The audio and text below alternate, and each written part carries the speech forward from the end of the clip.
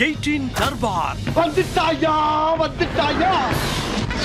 வணக்கம் மக்களே, இது நியூஸ் 18 தர்பார். நம்ம தர்பார்ல உங்களுக்காக ஏகப்பட்ட விஷயத்தை எடுத்து வச்சிருக்கிறோம். உங்க மூளைக்கும் உங்க சிந்தனைக்கும் சுறுசுறு ஏற்றி விடணும்ல, அப்படிப்பட்ட விஷயத்தை நாங்க எடுத்து வச்சிருக்கோம். வாங்க ஒண்ணு ஒண்ணா பார்ப்போம்.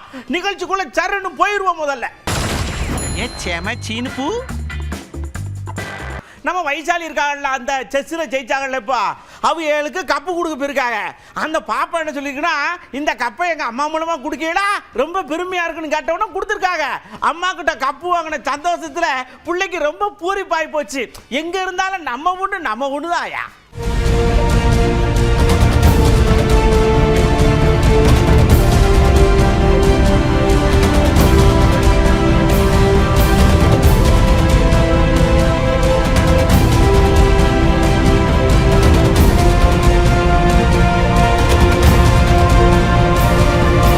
நம்ம வேல்முருகன் அண்ணாச்சி முன்னெடுத்த போராட்டம். ஆனா பாருங்க, அவர் மீனவர்களுக்காக தான் அந்த போராட்டத்தை எடுத்திருக்கார். ஆனா மீனவர்கள் யாருமே அந்த போராட்டத்துக்குள்ள வரல. எல்லாரும் எட்ட நின்று நாங்க தூரத்துல இருந்து வெளியில இருந்து ஆதரவு தர உங்க போராட்டத்திற்கு அப்படின்னு சொல்லியிருப்பாக இருக்கு. மீனவர் மக்களிடம் ஒரு மிகப்பெரிய விழிப்புணர்வு ஏற்படுத்தணும். இங்க கூட பாத்தீங்கன்னா ஒரு பகுதி மீனவர்கள் இந்த போராட்டத்தில் பங்கெடுக்கிறாங்க. இங்க போனா நம்மளை கைது செஞ்சிருவாங்களோ, நாளைக்கு நம்மளை மீன் பிடிக்க அனுமதிக்க மாட்டாங்களோ என்ற பயத்தின் காரணமாக அங்கங்க ஷெட்ல கும்பலா கூடி நின்று வேடிக்கை பார்க்குறாங்க. இந்த நிலை மாறணும். இவர்கள் விழிப்புணர்வு பெற்று உண்மையிலேயே இவர்களுக்காக போராடக்கூடிய போர்க்குணம் கொண்ட அரசியல் கட்சிகள், அமைப்புகள், சமுதாய இயக்கங்களோடு சேர்ந்து இது நாடு அளவில் ஒரு மிகப்பெரிய போராட்டத்தை விரைவில் மீனவர் சமூகங்களோடு சேர்ந்து தமிழக வாழ்வுரிமை கட்சி அவர்களை அரசியல்படுத்தி புரிதலை உருவாக்கி ஒரு விழிப்புணர்வு சமூகமாக அதை மாற்றி, அவர்கள் விழிப்புணர்வு இல்லாத சமூகம் இல்லை, விழிப்புணர்வு இருக்கிறாங்க. ஆனால் காவல்துறை, உளவுத்துறையுடைய மிரட்டல், இங்கே கூட எனக்கு வர்றதுக்கு படகு யாரும் போகக்கூடாதுன்னு சொல்லி மிரட்டிருக்கிறாங்க. யாருமே படகு தரக்கூடாது வேல்முருகனுக்கு இருக்காங்க. இந்த போராட்டத்துக்கு நீங்கள் யாரும் போகக்கூடாதுன்னு மாநில உளவுத்துறையும் மத்திய அரசின் உளவுத்துறையும் கடலோரப்படையும் மிரட்டி பெற எனக்கு தகவல் வந்திருக்கிறது. ஆக இப்படி இருந்தால் எப்படி எனது அருமை அன்றாட ஜீவனம்சம் அவங்களுக்கு கடலுக்கு போய் மீன் பிடிச்சிட்டு வந்தாதான். அப்படிப்பட்ட மக்கள் எப்படி ஒன்று கூடி மிகப்பெரிய நாடு தழுவிய போராட்டங்களை ஜல்லிக்கட்டுக்கு எடுத்தது போல் மாடுபிடி வீரர்கள் மாட்டை காப்பாற்ற வேண்டும் எடுக்கிறோம். ஆனால் இங்கே மனிதர்களை காப்பாற்ற தமிழ்நாட்டு மக்கள் ஒருங்கிணைக்க விடாமல், குறிப்பாக மீனவர்களை ஒருங்கிணைக்க விடாமல் நம்முடைய அரசுகள் தடுக்கிறது. நேரா நாம இப்ப கவுண்டருக்குள்ள போறான். ஒரு ஐயா மைக்க பிடிச்சு, என் நெஞ்சு ரொம்ப உறுதியானது, அதுக்கப்புறம் என்னுடைய தன்மானம் அதை விட உறுதியானது, நான் யாருக்கும் அடிபடிய மாட்டேன், நான் எப்பயுமே நன்றி விசுவாசத்தோட இருப்பேன், என்னைய காப்பாத்தினவங்களுக்கு உசுரை கொடுப்பேன் சொன்னது நான் இல்லைங்க, எடப்பாடி ஐயா தான். நீங்க கேட்டுக்கோங்க. அனைத்து இந்திய அண்ணா திராவிட முன்னேற்ற கழக கட்சியை எவராலும் கொண்டு பண்ண முடியாது. சொல்றேன், எழுதிக்க. எங்களுக்கு ஆட்சி அதிகாரம் இருப்பதை விட தன்மானம் தான் எங்களுக்கு முக்கியம். அது ஒரு முள் இம்மையளவு நான் விட்டு கொடுக்க மாட்டேன். சில பேரை கைக்கூலியாக வைத்துக் கொண்டு ஆட்டம் போட்டு இருக்கிறீங்க. அந்த கைக்கூலிகள் யார் என்று அடையாளம் காட்டப்பட்டு விட்டோம். அதுக்கு விரைவில் முடிவு கட்டப்படும். சில பேர் அனைத்து இந்திய அண்ணா திராவிட முன்னேற்ற கழக ஆட்சி கவிழ்ப்பதற்கு எதிர்த்து ஓட்டு போட்டாங்க. மன்னிச்சு அவர்களை அரவணைத்து துணை முதலமைச்சர் கொடுத்தோம், இருந்த பதவியை கொடுத்தோம். மீண்டும் அவர் திருந்த பாடில்லை. புனிதமாக அண்ணா திமுக கோயிலாக இருக்கின்ற அந்த தலைமை கழகத்தை அடித்து நுரைக்கி மற்றவர்களை கட்சியில சேர்த்த வேணுமா? அது தொண்டனுடைய சொத்து. தலைமை கழகம் தொண்டனுடைய சொத்து. நீங்க போய் அடிச்சுட்டு இருக்கணும், அவரெல்லாம் கட்சியில சேர்த்திக்கணும். இன்னொருவர் நம்முடைய அனைத்து இந்திய அண்ணா திராவிட முன்னேற்ற கழக ஆட்சி கவிழ்ப்பதற்கு 18 பேரை கடத்திட்டு போனீங்க எம்எல்ஏ. அவர்கள் கட்சியில சேர்த்து எல்லாம் யார் ஏற்றுக்கொள்வது? பாஜகவோட கூட்டணி வச்சுட்டதுக்கு நீங்க வாட்டுக்கு வாய்க்கு வந்து வரி பேசிய அவியதான் நட்டாத்துல இருந்த என்ன கவுந்து விடாம 2 கையை வச்சு அப்படியே பிடிச்சு ஆட்சியை கொண்டு போனாங்க. அவிகளுக்கு நான் நன்றியோட இருக்கிறது தப்பா அப்படின்னு நம்மளை பார்த்து எக்கு தப்பா கேட்காரு. பதில் தான் இல்லை. இதுவரை கடந்த காலத்திலும் சரி, அனைத்து இந்திய அண்ணா திராவிட முன்னேற்ற கழக ஆட்சி செய்கின்ற பொழுதும் சரி, இப்பொழுதும் சரி, மத்தியிலே இருக்கின்றவர்கள் யாரும் நமக்கு எந்த அச்சுறுத்தலும் நமக்கு நன்மைதான் செய்தார்கள். புரட்சி தலைவி அம்மா மறைவுக்கு பிறகு சில பேர் அந்த கட்சியை கபலீகரம் பண்ண பார்த்தார்கள், ஆட்சி கவிழ்க்க பார்த்தார்கள். அதை காப்பாற்றி கொடுத்தவர்களும் யார் என்று உங்களுக்கு தெரியும். மத்தியிலே இருக்கின்றவர் நமக்கு காப்பாற்றி. நன்றி மறப்பது நன்று, நன்று அல்லது அன்றே மறப்பது நன்று. பல ஆண்டுக்கு முன்னாவே, 2000 ஆண்டுகளுக்கு முன்னாவே வள்ளுவன் ஐயன் வள்ளுவன் சொல்லிவிட்டு அப்படி நன்றியோடு நாங்கள் இருக்கிறோம். வெட்டி பேச்சு பேசிட்டு இருக்கலாம் இங்க இடம் இல்ல, உழைக்கிறவர்களுக்கு தான் இடம். மாண்பு அம்மா தெளிவாக சொல்லிவிட்டு சென்றுக்காங்க. அற்புதமா சட்டமன்றத்தில் பேசுறாங்க. எனக்கு பின்னால் 100 ஆண்டு காலம் அண்ணா திமுக தொடரும். சில பேர் அண்ணா திமுக அடமான வைக்க பார்க்கிறார்கள். அதிலிருந்து அண்ணா திமுக காப்பாற்ற அத்தனை பேரும் நம்ம துணிந்து நிற்க வேண்டும். நிற்பீங்களா? இப்பொழுதும் சொல்லுகின்றேன், அனைத்து இந்திய அண்ணா திராவிட முன்னேற்ற கழகத்திற்கு எவர் ஒருவர் துரோகம் செஞ்சாலும் அவர் நடு ரோட்டிலே நிற்பார், விலாசம் இல்லாமல் போய்விடுவார். அண்ணன் எடப்பாடி என்ன எப்படி சொன்னாரு பாத்தீங்களா? எங்களுடைய பாசத்துக்கு இதை தவிர வேற என்ன உதாரணம் இருக்க முடியும்? போக தம்பி, நான் கொஞ்ச நேரம் அழுதுட்டு வரேன் அப்படின்ட்டு அக்கா லேசா கண்ண கசுறாங்க. உண்மைதானே சொல்லிருக்காரு. ஆட்சியை காப்பாத்தி கொடுத்தீங்களா? இல்ல அவரு சொல்லிருக்காரு, அண்ணன் சொல்லிருக்காரு. அததான் அவர் சொன்னதுக்கு நான் என்ன சொல்ல முடியும்? உண்மைதானே சொல்லிருக்காரு. ஆட்சியை காப்பாத்தி கொடுத்தீங்களா? இல்ல அவரு சொல்லிருக்காரு, அண்ணன் சொல்லிருக்காரு. அததான் அவர் சொன்னதுக்கு நான் என்ன சொல்ல முடியும்? செங்கோட்டையன் வந்து டெல்லி போய் மீட் பண்ணிருக்க உள்துறை அமைச்சர் இன்றைய தினம். இல்ல அது அவரே கருத்து சொல்ல நான் என்ன சொல்ல முடியும் தம்பிங்களா? ஏமா அவர் பொய்யா புழுவுதாரு, வாயை திறந்தா புழுவா கொட்டுது, அதை போய் நம்பிக்கிட்டு எவன் சாத்தா எங்கேயாவது வேதம் ஓதுமா? இப்படி கேட்டது யாரு தெரியுமா? நம்ம டிடிவி அண்ணாச்சி கோவத்தோட கேட்காரு. சாத்தா வேதம் ஓதுகிற மாதிரி இருக்கு சொல்லுவாங்கல்ல நம்ம ஊர்ல எல்லாம், சாத்தான் வேதம் ஓதுகிறது இல்லை. அது மாதிரி ஐயன் திருவள்ளுவர் எல்லாம் எடுத்து பேசுறாரு. அதாவது மற்ற கட்சியை சேர்ந்தவர்களோ தமிழ்நாட்டு மக்களும் முட்டாள்கள் நினைக்கிறாங்க, அவங்களுக்கு எல்லாம் எதையும் மறந்துடுவாங்கன்னு நினைக்கிறாங்க. நன்றியை பத்தி யார் பேசுறது? துரோகத்தை தவிர வேற எதையுமே தெரியாத பழனிசாமி பேசுகிறார். அவர் பேசுறதுல முதல்ல அவர் என்ன பேசுறாரு? அம்மாவுடைய ஆட்சியை கலைக்க முற்பட்ட போது பாஜக வந்து காப்பாத்துச்சு சொல்றாரு. அதே தவறு. திமுக கொண்டு வந்த நம்பிக்கையில்லா தீர்மானத்தை இவரை காப்பாத்தினது பாஜக இல்ல, சட்டமன்ற உறுப்பினர்கள் 122 பேர். கரெக்டா? அப்ப பன்னீர்செல்வம் அவர்களுக்கு பின்னாடி யார் இருந்தாங்கன்னா உலகத்துக்கே தெரியும். தர்ம யுத்தத்துக்கு பின்னாடி யார் இருந்தாலும் சில பேர் ஓப்பனாவே சொல்லியிருக்காங்க. நான் சொல்றது எவ்வளவு தவறா பேசுறாரு பாருங்க. பிரமாண்டமா கூட்டணி அமைப்பா, மைக்க பிடிச்சா பிரமாண்ட கூட்டணி அமைப்பா. எங்கய்யா நீங்களும் அதிமுக தான் பாஜகவும் அதிமுக தான் இருக்கிய, நாங்க கொஞ்ச நாள் இருந்தோம் ஓடியாண்டோம், எங்க பிரமாண்டமா கூட்டணி வர? அவர் சொன்னார் பிரம்மாண்டமான கட்சி வரப்போகுதுன்னு. ஒரு சமயம் நான் நினைச்சிட்டு இருந்தேன், ராஜபக்ச இருக்காருல்ல, அவருடைய கட்சி இங்க ஆரம்பிக்கலாம், இல்லாட்டி இப்ப சிலோன்ல ஒரு கவர்மெண்ட் வந்திருக்க புது கட்சி, அது வேணா கூட்டணி வைக்கலாம், வேற யாரும் வரமாட்டாங்க தெரியும் உங்களுக்கு. 4 கூட்டணிகள் அமைன்னு நான் தான் சொன்னேன். திமுக தலைமையில் ஒரு கூட்டணி, என்டிஏ கூட்டணி, விஜய் தலைமையில் ஒரு கூட்டணி, நாம் தமிழர் கட்சி முன்னெல்லாம் தனியாக நிற்பார். அவரும் இந்த முறை கூட்டணிக்கான மனநிலையில் இருக்காருன்னு எனக்கு தெரியும். அதனால 4 கூட்டணி வரும். நீங்கள் ஆட்சி கனவெல்லாம் ஆட்சிக்கு வர வேண்டும் அப்படின்னு நினைக்கிறதெல்லாம் நடக்கணும்னா எது சரியோ அதை செய்யுங்கள். இல்லை என்றால் 26 தேர்தலுக்கு பிறகு பழனிசாமி சொன்னது போல அவர் நடுநோட்டில் இருக்க போவது உறுதி.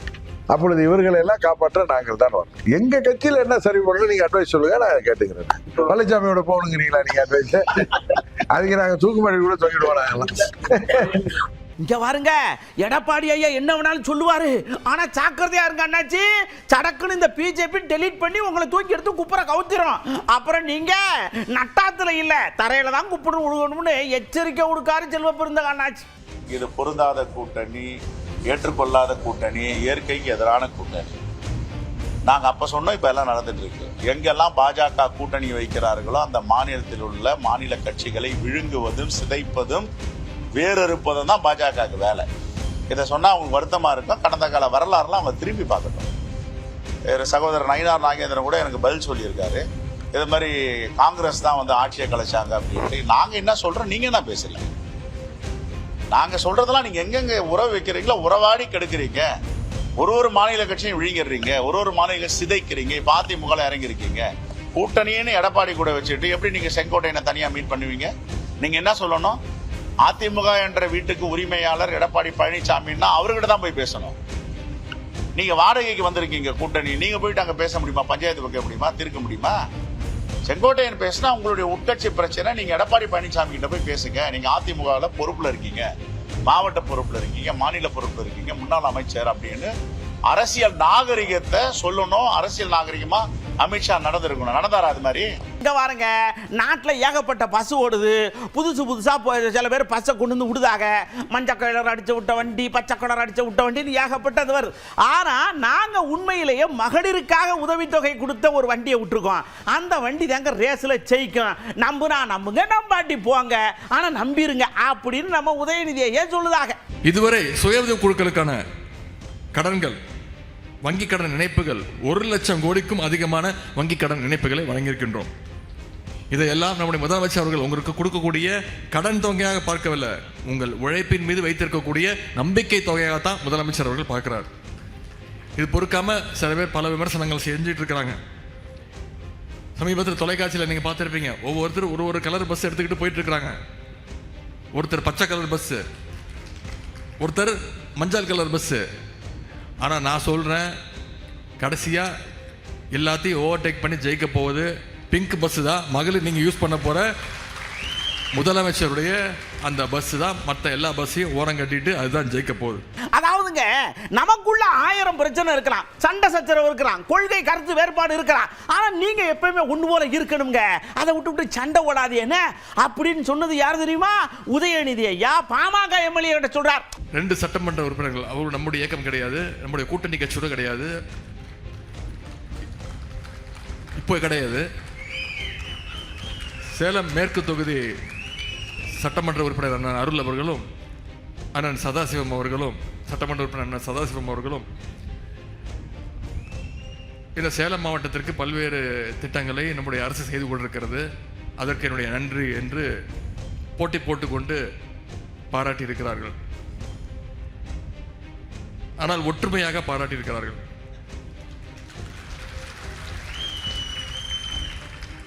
எப்பொழுதுமே இதே ஒற்றுமையோடு அவர்கள் எப்பொழுதுமே இருக்க வேண்டும், சிறப்பான மக்கள் பணி ஆற்ற வேண்டும் என்பது உங்கள் சார்பாக நான் அவர்களை கேட்டுக்கொள்கின்றேன். எவ்வளவு சொன்னாலும் கேட்க மாட்டாங்க ஐயா, சண்டைக்காடு ஓடுவாங்க. எங்க ஒரிஜினல் அட்ரஸையே மாற்றி விட்டாங்க, தலைவலியா இருக்கு இவங்களோட. இப்போ நாங்கள் பழையபடி லெட்ரு கொடுத்துருக்கோம். ஏயா இருந்து இப்போ ஆரம்பிக்க சொன்னா வயசாகுது இல்லை அப்படின்னு அண்ணாச்சி ரொம்ப வேதனைப்படுதார். முகவரி தேனாம்பேட்டையிலிருந்து தி நகருக்கு மாற்றியதுனால தலைவர் என்று சொல்லப்படுகிறதே தவிர அது மோசடிங்கிறத இன்னைக்கு வெட்ட வெளிச்சமாக தெரிஞ்சு போயிடுச்சு. அந்த ஒரு கடிதத்தை வச்சுக்கிட்டு இன்னைக்கு மருத்துவர் அன்புமணி தலைவர், பொதுச் செயலாளர் வடிவேல் ராவணன், பொருளாளர் திலகபாமா அப்படின்னு சொல்லி ஒரு கடிதத்தை வச்சு எங்களுக்கு தான் மாம்பழச்சனன்னு சொல்கிறது ஒரு மோசடி. ஏன் மோசடின்னு சொல்கிறேன்னா, ஏன் முகவரி மாற்றணும்? முகவரி மாற்றுறதா இருந்தாலும் சரி, செயற்குழுவோ பொதுக்குழுவோ நிர்வாக குழுவோ எந்த நடவடிக்கையாக இருந்தாலும் நிறுவனனுடைய ஒப்புதலோடு தான் பண்ணணுங்கிறத பாட்டாளி மக்கள் கட்சியினுடைய அமைப்பு விதி. அது ஏமாற்றி பண்ணது தான் இந்த மோசடிக்கு மிக முக்கியமான காரணமாக இருக்குது. அப்படியே சர்ன்னு வந்தார். யார் தெரியுமா? அன்புமணி ஐயாவுடைய வலதுகரம் வலது கண்ணு நம்ம பாலு ஐயா. அவர் மலமல வக்கீல் வேறல்ல, பல பல பல பல பலன்னு விடாவரியா பேசுதார். என்ன பேசுறாருன்னு கேட்க. பிறகு எப்படி தைலாபுரத்தில் பாட்டாளி மக்கள் கட்சியினுடைய உறுப்பினர் சேர்க்கைக்கான அந்த படிவத்தை, முதல் படிவத்தை பத்திரிகையாளர்களிடம் மரியாதைக்குரிய ஜி.கே. மணி அவர்கள் தூக்கி காண்பிக்கின்றார். அதில் அந்த முகவரி அட்டையில் தைலாபுரம் விழுப்புரம் மாவட்டம் என்று இருந்தது. எப்படி மாறியது? 63 நாட்டுமுத்து நாயக்கன் தெரு இப்பொழுது என்று சொல்லக்கூடியவர் எப்படி தைலாபுரத்திற்கான முகவரிக்கு மாற்றி அவர் ஒரு செய்தியை வெளியிட முடியும்? அப்படியே மைக்க பிடிச்சார் அன்புமணி. வந்த உடனே சரி இந்த பாமக விஷயத்துல எல்லாத்துலயும் கலந்து கட்டி பதில சொல்லி போடுவாருன்னு பார்த்தா, சமூக நீதிக்கும் ஸ்டாலினுக்கு என்ன சம்பந்தம், திமுகவுக்கும் இதுக்கு என்ன சம்பந்தம்? ஐயா பாமக சண்டை ஓட்டு கிடக்கு, அதை விடியா, சமூக நீதிக்கும் ஸ்டாலினுக்கு என்ன சம்பந்தம்? இப்படியே கேட்டுக்கிட்டு இருக்காருங்க. முதலமைச்சர் ஸ்டாலின் அவர்களுக்கும் சமூக நீதிக்கும் எள்ளளவும் சம்பந்தம் கிடையாது. திமுகவுக்கும் சமூக நீதிக்கும் எந்த சம்பந்தம் கிடையாது. இன்னும் சொல்ல போனா திமுக சமூக நீதிக்கு விரோதி மட்டுமில்ல, சமூக நீதிக்கு விரோதி என்று நான் சொல்லுவேன். இங்க நான் அரசியல் பேசல, இது சமூக நீதி பிரச்சனை. சமூக நீதி பிரச்சனை என்ன செஞ்சிருக்கணும்? இன்று தமிழ்நாட்டிலே சாதிவாரி கணக்கெடுப்பு நடத்த வேண்டும். கர்நாடகாவிலே 2வது முறை நடத்தி கொண்டிருக்கின்றார்கள். அதாவது செப்டம்பர் 22 2வது முறை கர்நாடகாவிலே சாதிவாரி கணக்கெடுப்பு. தெலுங்கானால முடித்து விட்டார்கள். பீகாரிலே முடித்து விட்டார்கள், ஒரிசாவிலே முடித்து விட்டார்கள், ஆந்திரா, ஜார்க்கண்ட் நடத்தி கொண்டிருக்கின்றார்கள். எப்படியே எல்லாரும் பேன் பார்த்துட்டு இருக்கும்போது கூப்பிட்டு இங்கே வாங்க, இந்த சமூக வலைத்தளத்தில் ஓப்பன் பண்ண உடனே பிள்ளைய ஒரு அதாவது பசங்களும் இருக்கிறான், இந்த கோட் ஷூட் போட்டு அப்படியே இந்த படத்தை பார்க்கும்போது என் மனசெல்லாம் பூரிப்பா இருக்குன்னு ஸ்லக் வேற போடுறான். பிள்ளைய அப்படி சேலை எடுத்து அப்படி கையில் வச்சுட்டு அப்படி சக சகன்னு நிற்கிதுங்க. இதுகளும் உடனே ஃபோட்டோவை அப்லோட் பண்ணி இதை மாற்றுதுங்க. இப்படி போடும் பொழுது உங்களுடைய ஃபோட்டோ பத்திரமா இருக்கா, யாரும் மிஸ்யூஸ் பண்ணுவாங்களா, இதை பற்றி உங்களுக்கு தெரியுமா? ஏஐன்னு இப்படி அப்படியே போறீங்களே, இது நல்லதா கேட்டோம், பதில் சொல்லியிருக்கிறாங்க, கேட்டு தெரிஞ்சுக்கிடுங்க. இப்போ இருக்கிற ட்ரெண்ட்ல ஏஐ சூப்பராக டெவலப் ஆகிட்டு வந்துட்டு இருக்கு. ஒவ்வொரு நேரத்துக்கும் யூஸ்ஃபுல்லாக இருக்கும் ஒவ்வொருத்தவங்களுக்கு, ஆனால் அதுலேயே பிளாக்மெயிலும் நடக்குது. நம்ம டேட்டாவெல்லாம் அவங்க ஈஸியாக கலெக்ட் பண்ணுறாங்க, ஆனால் அது தெரிஞ்சுமே நம்ம யூஸ் பண்ணுறோம். இப்போ நம்ம யூஸ் பண்ணுற அந்த ஏஐ அந்த டூல்ஸுமே கொஞ்சம் நமக்கு சேஃப்டியாக நம்ம ப்ரைவசி செட்டிங்ஸ்லாம் அப்படி இருந்தால் நமக்கு ஹெல்ப்ஃபுல்லாக இருக்கும். நம்ம ஃபோட்டோ மட்டும் போட்டால் போதும், அதுவாக ரெட்ரோ ஸ்டைலில், விண்டேஜ் ஸ்டைலில், ஓல்ட் ஸ்டைலில், பாலிவுட் ஃபேஷன், அந்த மாதிரி டிஃப்ரெண்ட் சாரீ ஸ்டைல்ஸ் நம்மளுக்கு பண்ணி கொடுத்துரும். ஒரு 100 பேர் செய்கிற ஒர்க்கை வந்து பார்த்திங்களா ஒரே சாஃப்ட்வேர் அது உருவாக்கப்படுது, பண்ண முடியுது. ஸோ என்னை பொறுத்த வரையிலும் ஏஐ அப்படின்றது ஒரு நல்ல விஷயம் தான் நான் சொல்கிறேன். ஏஐ மூலியமாக நல்லதும் இருக்குது, கெட்டதும் இருக்குது. ஆக்சுவலாக அது நம்ம யூஸ் பண்ணுறதை பொறுத்து தான் எல்லாமே. நம்ம கரெக்டான வழியில் யூஸ் பண்ணோம்னா அது சேஃப். அட்வான்ஸ் கோர்சஸ் எல்லாமே ஏஐ நமக்கு ஆட்டோமேட்டிக்காக சொல்லி கொடுக்குது. ஸோ என்னை பொறுத்த வரைக்கும் ஏஐ யூஸ் பண்ணுறது ஒரு நல்ல விதமாக யூஸ் பண்ணால் அது நல்லது. ஜெமினி ஏஐ சாரீ ட்ரெண்ட் வந்துருச்சு, லைக் நானோ பனானா சாரீ ட்ரெண்ட். அழகை வந்து நேரடியாக காட்டினா ஏற்றுக்க மாட்டாங்களா மக்கள்? ஏஐ தொழில்நுட்பத்தை வந்து பயன்படுத்தி தான் காட்டணும்னு அவசியம் என்ன இருக்குது? நம்ம ஃபோட்டோஸையே அவங்க மாடல்ஸை ட்ரெயின் பண்ணுறதுக்கு யூஸ் பண்ணிக்கலாம். இந்த மாதிரி நிறைய ட்ராபேக்ஸும் இருக்குது. கொஞ்சம் நமக்கு சேஃபான ஒரு செக்யூரிட்டி கொடுத்து ப்ரைவசி பாலிசி மெயின்டைன் பண்ணால் அது கொஞ்சம் யூஸ்ஃபுல்லாக இருக்கும் ஏஐயில். இன்னும் போக போக என்ன ஆகும்னா அது வந்து மக்களுக்கு வேலை இல்லாமல் போகிறதுக்கு தான் வந்து வாய்ப்பு அதிகமாக இருக்கும். அது வந்து இப்போ அட்வான்ஸாக போயிட்டு இருக்கு, ஆனால் பட் வந்து எனக்கு பாதுகாப்பாக தெரியல. இன்கேஸ் நம்ம ஃபோன் யாராவது ஹேக் பண்ணுறாங்கன்னா நம்மளோட எல்லா பர்சனல் இன்ஃபர்மேஷன்ஸும் யார் வேணாலும் எடுத்துக்க முடியும் ஈஸியாக. கொஞ்சம் கேர்ஃபுல்லாக அது கொஞ்சம் ஸ்ட்ரிக்டான முறையில் அது இது பண்ணால் கொஞ்சம் நேராக நம்ம இப்போ உஷாருக்குள்ளே போகிறோம், கோத்தகிரிக்கு போகிறோம். அங்கே ஒரு பஸ்ஸு சர்ன்னு போயிட்டே இருந்திருக்கு. திடீர்னு ஒரு யானை என்னாச்சு, அவருக்கு போர் அடிச்சிருக்கும் போல் இருக்கு, வெளியில் வந்திருக்காரு. வந்த உடனே வண்டியை நிப்பாட்டிருக்கா, வந்து கண்ணாடி அந்த வைப்பர் தொடச்ச மாதிரி அப்படியே தொடச்சு பார்த்துருக்கு. இவங்க என்ன நினச்சிக்காங்க, பயமுறுத்து நினச்சிருக்காங்க. அது என்ன நினச்சிருக்கு, இப்படி தொடச்சா ஏதாவது சாப்பிட கொடுப்பாங்கன்னு நினச்சிருக்கு. புரிதல் இல்லை, அவ்வளோதான் மேட்ரு.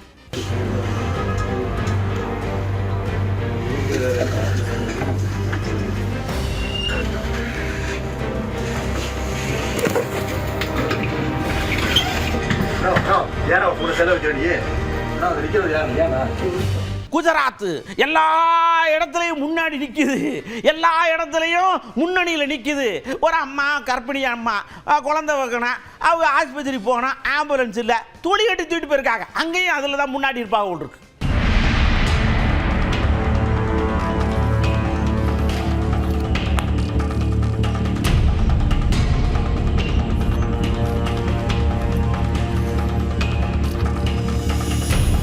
இதுவரைக்கும் தர்பாரில் பார்த்த எல்லா விஷயங்களும் உங்களுக்கு கண்டிப்பாக பிடிச்சிருக்கும். இதே மாதிரி ஏகப்பட்ட விஷயத்தோட நான் அடுத்த தர்பாரில் உங்களை சந்திக்கிறேன். அதுவரை உங்களிடமிருந்து அன்பு கூர்ந்து விடைபெற்றுக் கொள்வது உங்கள் அன்பு நண்பன் எழில். வணக்கம் மக்களே. 18 தர்பார் வந்துட்டாயா.